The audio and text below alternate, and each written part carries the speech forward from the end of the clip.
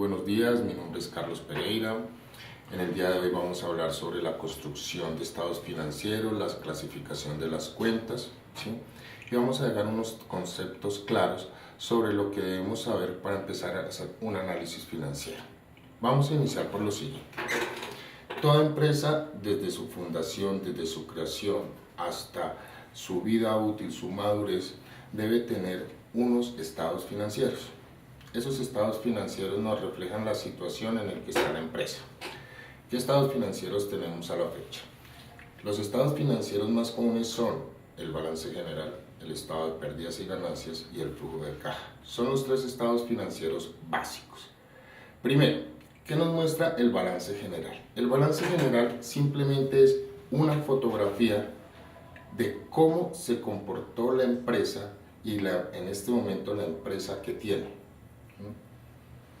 El estado de pérdidas y ganancias nos dice de dónde provienen los ingresos de la empresa, si son operacionales o no operacionales.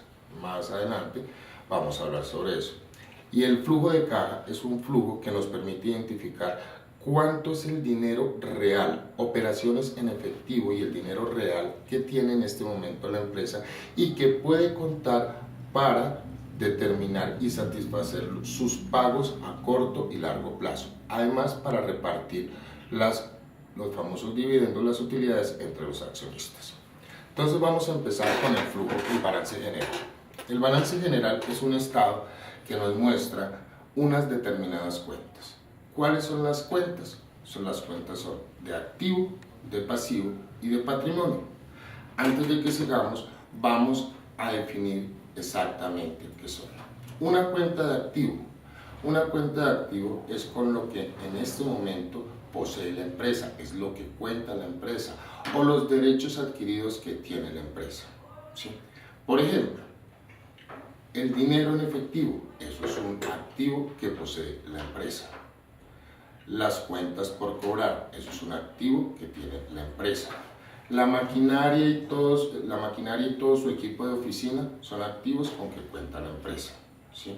Edificios, terrenos, seguros pagados por anticipado son activos que cuenta la empresa porque es lo que la empresa posee o tiene el derecho en un determinado periodo de tiempo, ¿sí? Pasemos a los pasivos. Los pasivos son todas las obligaciones que tiene la empresa. Es decir, todo aquello que debe la empresa. ¿A quién? A lo que se llaman sus acreedores, ¿sí? Sus acreedores en este momento pueden ser los bancos, los proveedores, el mismo gobierno, ¿sí? Pueden ser acreedores de la empresa, es decir, todo lo que la empresa deba es pasivo. Ahora miremos la cuenta de patrimonio. El patrimonio es todo aquello que le pertenece a la empresa puesto por sus accionistas, ¿sí? En pocas palabras, el patrimonio es todo lo que la empresa le debe, ¿sí?, a sus accionistas, pero que el periodo de evolución es un periodo largo. Entonces partimos con tres conceptos fundamentales: definición de activo, definición de pasivo y definición de patrimonio. Vamos a entrar a definir y a mirar más detalladamente la parte del activo.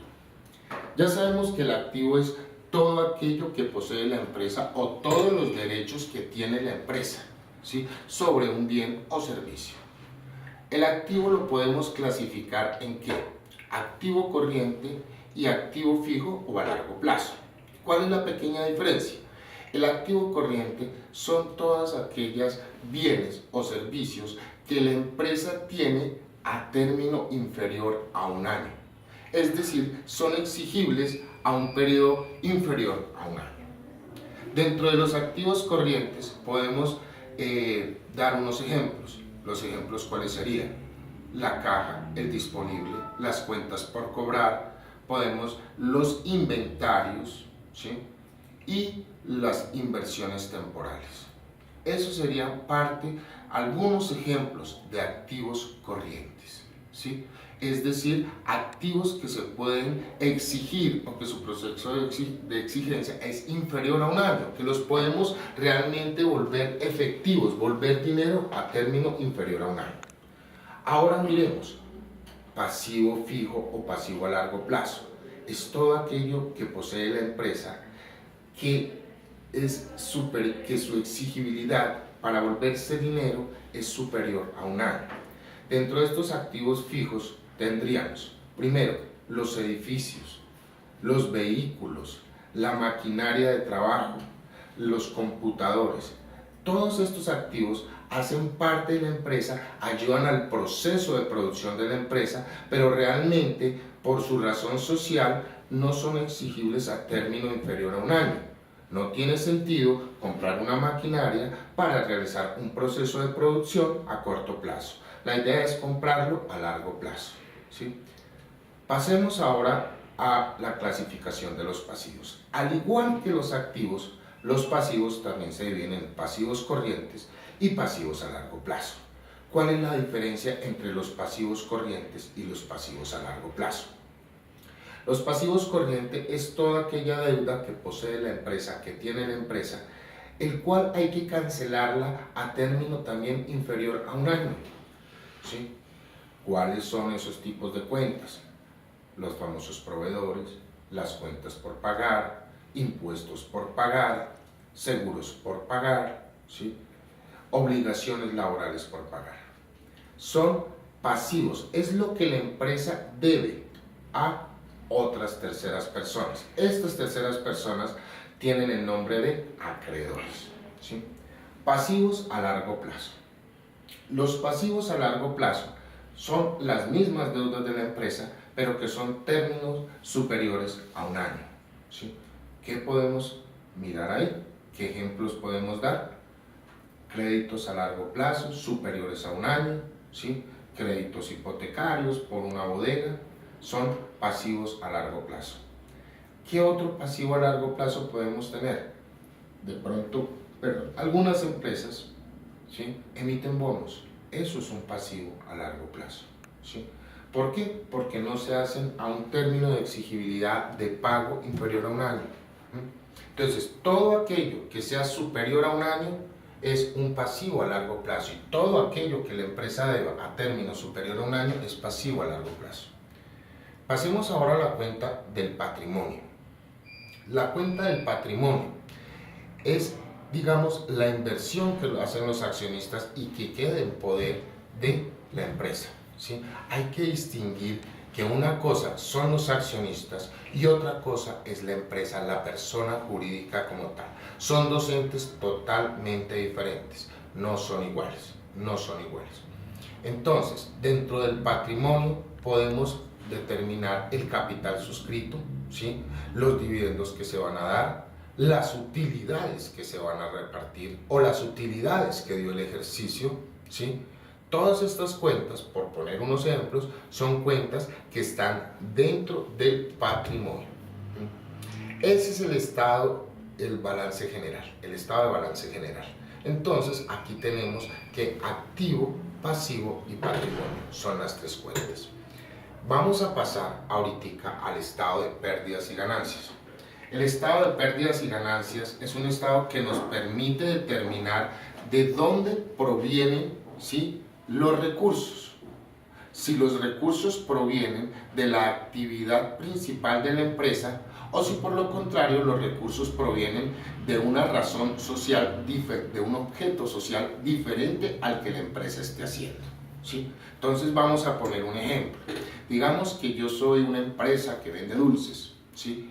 Si mis ingresos provienen, ¿sí?, de la venta de los dulces, es un ingreso operacional, es decir, provino del objeto social de producir y comercializar dulces.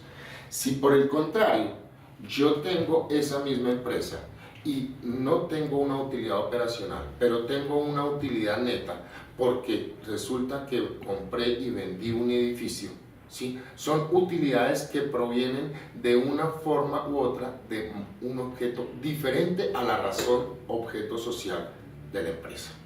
Entonces, desde ese punto de vista tenemos que tener esa claridad. Hay una utilidad que proviene del ejercicio de la empresa, lo que es el famosísimo core business, y hay otra utilidad que proviene por otros ingresos no operacionales, ¿sí? Esa utilidad es importantísima, ¿sí? Desde el punto de vista que eso es lo que realmente nos va a fortalecer el patrimonio. Cuando hay utilidad, esa utilidad pasa directamente al patrimonio, fortaleciendo el patrimonio de la empresa y por ende el de los accionistas, ¿sí? Vamos a mirar ahora el estado de flujo de caja. El estado de flujo de caja simplemente es un estado que nos refleja periodo tras periodo, ¿sí? Que nos refleja un resultado de tipo económico, el cual es netamente en efectivo. Es la confrontación de todos los ingresos con los egresos que se hacen en efectivo en un periodo determinado. Es decir, compra de materiales, eso es un egreso, ¿sí? Pago de proveedores, eso es otro egreso, ¿sí?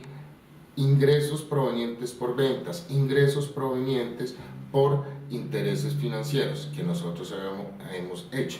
Entonces, esos son ingresos. La confrontación entre los ingresos y los egresos nos va a dar el flujo de caja. Este flujo de caja es el resultado que tiene que ir al balance general en la cuenta de disponible o en la cuenta de caja, y es lo que realmente está generando la empresa en efectivo, sin mostrarnos si hay utilidades o pérdidas. Simplemente el estado del flujo de caja nos muestra es si hay dinero disponible o no hay dinero disponible dentro de la actividad o razón social que se hayan hecho.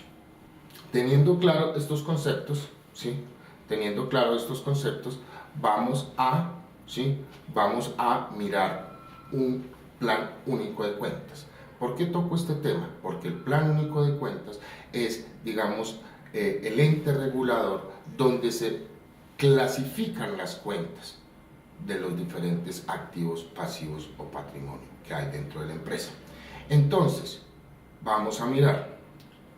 Una cuenta del activo en el plan único de cuentas siempre iría con el número 1 y parte de lo más líquido, es decir, de lo que se puede volver más efectivo, ¿hasta qué? Hasta lo que se puede volver menos efectivo. Lo mismo pasa para el pasivo, pero dentro del pasivo, en el plan único de cuentas, iría con el número 2. Las primeras cuentas, ¿sí?, irían con el término en que se tengan que pagar, y las segundas cuentas, a medida que vaya aumentando, es los pasivos o las deudas que tenga la empresa a más largo plazo. El patrimonio, ¿sí?, viene con el número 13. Vienen distinguidas, ¿sí?, en la actividad que hace la empresa. En la actividad que hace la empresa, porque es un plan único de cuentas a nivel general, para todas las empresas, ¿sí? Con el número 4 vienen las cuentas de ingreso, que es importante recalcar que los ingresos es lo que fortalece en determinado momento y aumenta el patrimonio. Con el número 5 vienen los gastos, ¿sí? Los gastos son egresos que no generan ingresos, y van con el número 5. Con el número 6, ¿sí?, vienen lo que son los costos de mercancía vendida. Hay que diferenciar entre una empresa comercializadora y una empresa productora.